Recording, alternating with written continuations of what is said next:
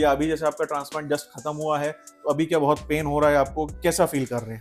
बहुत ही normal sir, आपका staff बहुत माय डियर है, कहीं से किसी प्रकार का आप लोगों को दिक्कत नहीं और जो भी व्यूअर्स हमें देख रहे हैं मैं उनको बोलूंगा प्लीज़ इस चैनल को लाइक कीजिए, सब्सक्राइब कीजिए। और ये वीडियो अगर आपको गंजेपन का प्रॉब्लम है तो वीडियो में आपको नंबर मिल जाएगा क्लिनिक का, आप मुझसे 1-to-1 कंसल्टेशन फ़ोन पे या क्लिनिक पे आकर विजिट कर सकते हैं। या आपके नोन सर्कल में ऐसा कोई व्यक्ति है जो बॉल्डनेस की समस्या से परेशान है तो ये वीडियो उस तक फॉरवर्ड करें, उसको शेयर करें ताकि उसकी लाइफ में भी एक पॉजिटिव चेंज आ सके। नमस्कार, रूट्स हेयर ट्रांसप्लांट क्लिनिक के इस यूट्यूब चैनल पर आप सभी का स्वागत है। मैं डॉक्टर सौम्य पांडे। आज ये फिर एक वीडियो हम बना रहे हैं जो पेशेंट का इमिडिएटली आफ्टर ट्रांसप्लांट का वीडियो होगा, ताकि हम पेशेंट के एक्सपीरियंस कैसे रहे ट्रांसप्लांट के समय वो हम जान सकें। तो सर, आज आप हमारे साथ हैं, आप अपना नाम, उम्र और कहाँ से हैं ये प्लीज़ हमारे व्यूअर्स को बताइए। मेरा नाम विनय कुमार पाठक है और मैं चिमरी से हूँ और मेरी एज 42 ईयर्स है। जी, विनय जी, आपका हेयर ट्रांसप्लांट हुआ और हमने आपका हेयर ट्रांसप्लांट 2 डेज में किया। फर्स्ट डे हमने लगभग 3,500 या 3600 कुछ ग्राफ्ट किए। जी सेकेंड डे हमने 2000 ग्राफ्ट किए, जी जी है ना। और एक चीज़ और ऐड करना चाहूँगा, विनय जी पहले विग या जिसे हम हेयर पैच बोलते हैं वो पहनते थे। तो विनय जी, आपने ऐसा डिसीजन क्यों लिया कि पैच आप नहीं पहनेंगे और हेयर ट्रांसप्लांट आप कराएंगे? सर, पैच में बहुत परेशानी होती थी और हर महीना उसका एक जाओ, उसमें सर्विसिंग कराओ जी और अलग से एक बोझ टाइप का सर पे लगता था। जी जी मैंने आपके बारे में सुना, जी एक्सपीरियंस लिया और लोगों ने सर्च भी किया, तो जी मालूम चला कि सर जी बहुत अच्छा करते हैं। जी, थैंक तो यू। मैं आया सर और रिजल्ट भी देखा, बहुत अच्छा हुआ। 2 दिन में मैंने अभी करा के देखा, जी जी बहुत ही अच्छा था। आपका जी स्टाफ भी बहुत फ्रेंडली है जी जी, थैंक और यू। कहीं पे भी कोई दिक्कत नहीं है सर। Thank you. देखिए, एक्चुअली विनय जी के केस में एक जो टेक्निकल प्रॉब्लम हमारे साथ थी कि क्योंकि विनय जी बहुत टाइम से पैच पहन रहे थे, जी तो इनके सर के ऊपर में जो एक्चुअली इनके नेचुरल बाल भी थे वो भी पैच की वजह से खराब हो गए थे, जो ऑब्वियसली हो जाते हैं। तो बिल्कुल स्किन ना बिल्कुल चिकनी हो गई थी, मतलब पूरे फॉलिकल्स जो थे वो डेड हो गए थे। प्लस इनका जो ग्रेड जो बॉल्डनेस का ग्रेड भी था वो 7 था, यानी पीछे डोनर भी हमारे पास ज़्यादा उपलब्ध नहीं था। तो हमने इनको कुछ समय तक, लगभग 2-2.5 महीने तक मेडिसिन पे रखा ताकि इनका हम डोनर एरिया और अच्छे से ठीक कर सकें। और उसके बाद हमने आज ट्रांसप्लांट प्लान किया। एंड सरप्राइजिंगली हम जो डोनर एरिया में एक्सपेक्ट कर रहे थे तो वो हमारा एक्सपेक्टेशन लगभग 4 से 4,500 ग्राफ्ट का था, बट हमें लगभग 5,500 या 5,600 ग्राफ्ट करीब हमें मिल गए। और हमने इनके सर के ऊपर का लगभग 90% एरिया इस अटेम्प्ट में कवर कर दिया। अब अगेन हम एक ब्रेक लेंगे 4 to 6 मंथ का। उसके बाद डिपेंडिंग की ग्रोथ कैसी आती है तो पीछे का जो बचा एरिया है वो हम प्लान करेंगे, वो उस समय हम डिसाइड करेंगे जैसी ग्रोथ आती है उसके हिसाब से। बट अगेन विनय जी जिस कंप्लेन के साथ आए थे, बॉल्डनेस था, पैच पहनते थे बट पैच के साथ अनकंफर्टेबल थे।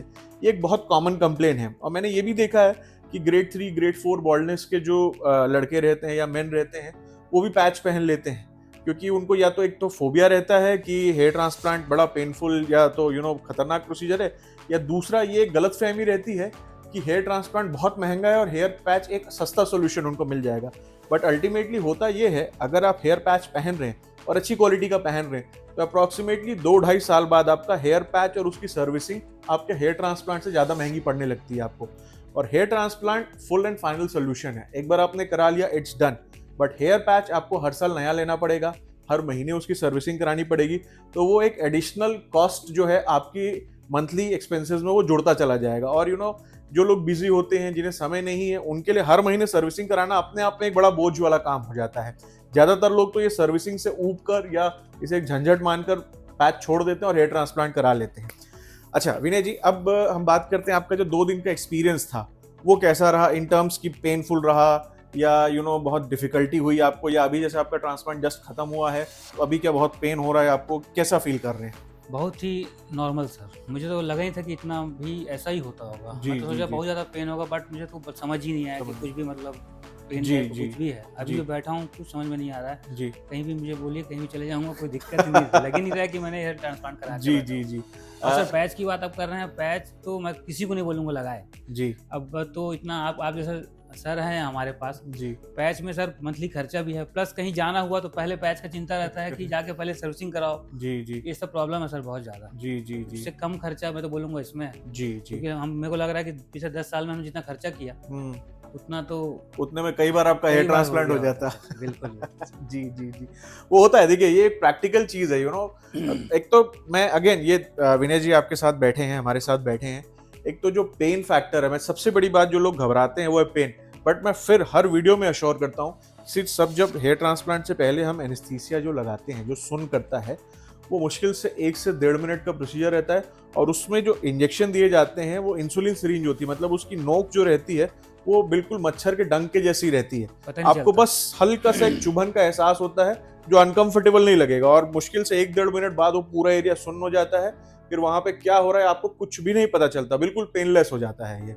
और रही स्वेलिंग की बात, तो हल्की फुल्की स्वेलिंग ट्रांसप्लांट के बाद आती है, बट अगेन ये स्वेलिंग भी पेनफुल नहीं रहती, क्योंकि जो एनेस्थीसिया हम देते हैं उसका असर लगभग 7 से 8 दिन तक बना रहता है। ऐसा हम कॉम्बिनेशन बना के देते हैं एनेस्थीसिया का, तो सूजन रहते हुए भी आपको फील नहीं होगा बिल्कुल। अभी जैसे आपको पाठक जी की यहाँ पे हल्की सी स्वेलिंग दिख रही है क्योंकि इनका सेकंड डे है, बट क्या आपको पेन है यहाँ कहीं पे? बिल्कुल नहीं सर, देखिए है ना, बिल्कुल पेन स्वेलिंग होने के बाद भी पेन नहीं है, क्योंकि एनेस्थीसिया वो जगह को पूरा सुन्न करके रखा है। तो और जो स्वेलिंग 2-3 दिन में चले जाएगी, लेकिन एनेस्थीसिया का असर लगभग 7-8 दिन तक बना रहता है। तो आपका प्रोसीजर के दरमियान भी और प्रोसीजर के बाद भी कोई पेन नहीं होता, एकदम पेनलेस प्रोसीजर है, आप बिल्कुल कंफर्टेबल रहते हैं। इनफैक्ट पाठक जी तो काफी दूर से आए, रायगढ़ जिले से आए हैं, और ये तो आज जाने के लिए भी तैयार थे, बट मैंने बोला कि आज रुक जाइए, अब कल ड्रेसिंग करा के वापस चले जाइएगा। मतलब ये ट्रांसप्लांट कराने के तुरंत बाद भी ट्रैवल कर सकते हैं, इतने कंफर्टेबल है। तो आप समझ सकते हैं कि हेयर ट्रांसप्लांट कितना मिनिमल इन्वेजिव प्रोसीजर है, कंफर्टेबली आप करा सकते हैं, कोई प्रॉब्लम नहीं होती। और अगेन पाठक जी, मैं आपका धन्यवाद देना चाहूंगा कि आपने हम पे ट्रस्ट किया और हमसे हेयर ट्रांसप्लांट कराया। और क्या होता है, आपके जैसे जो केसेस रहते हैं ना, ये एक चैलेंज के तौर पर हम एक्सेप्ट करते हैं, और जब उसमें रिजल्ट आता है तो एक अलग सी अनुभूति होती है कि किसी के लिए हमने कुछ अच्छा किया। बिकॉज रूटीन केसेस तो हम रोज करते रहते हैं, बट जो चैलेंजेस आते हैं ना, तो वो केस में जब रिजल्ट आता है तो एक अलग एक खुशी मिलती है। As a doctor, as a surgeon, मैं आपको बता रहा हूँ। आपको बहुत धन्यवाद कहूँगा सर जी, कि आप मुझे मिले, थैंक यू। और बहुत अच्छे से मेरा कर दिया सर। जी, और मैं जी, सभी जी। को बोलूँगा जो भी इस परेशानी से ग्रसित है, वो टेंशन बिल्कुल मत लो, आओ सर के पास और बहुत अच्छा रिजल्ट मिलेगा आप सभी को। सर का स्टाफ बहुत माय डियर है, कहीं से किसी प्रकार का आप लोगों को दिक्कत नहीं होने वाली। नमस्कार जी, थैंक यू पाठक जी। मैं ये वीडियो इसी नोट पे एंड करना चाहूँगा, और जो भी व्यूअर्स हमें देख रहे हैं, मैं उनको बोलूँगा प्लीज़ इस चैनल को लाइक कीजिए, सब्सक्राइब कीजिए। और ये वीडियो, अगर आपको गंजेपन का प्रॉब्लम है तो वीडियो में आपको नंबर मिल जाएगा क्लिनिक का, आप मुझसे 1-to-1 कंसल्टेशन फ़ोन पे या क्लिनिक पे आकर विजिट कर सकते हैं। या आपके नोन सर्कल में ऐसा कोई व्यक्ति है जो बॉल्डनेस की समस्या से परेशान है, तो ये वीडियो उस तक फॉरवर्ड करें, उसको शेयर करें, ताकि उसकी लाइफ में भी एक पॉजिटिव चेंज आ सके। इसके साथ हमें वीडियो खत्म करते हैं, समाप्त करते हैं। जय हिंद, जय भारत।